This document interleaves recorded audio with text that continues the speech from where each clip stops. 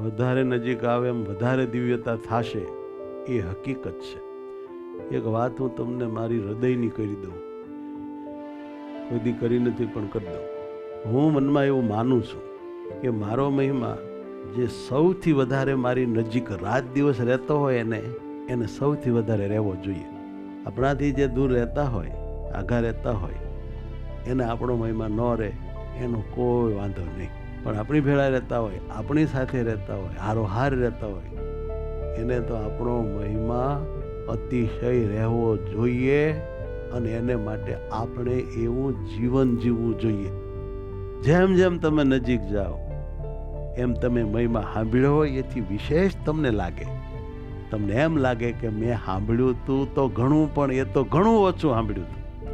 અહીં તો ઘણું વિશેષ છે, દુર્લભ છે, અલૌકિક છે, દિવ્ય છે. એ એક મહારાજની કૃપા છે.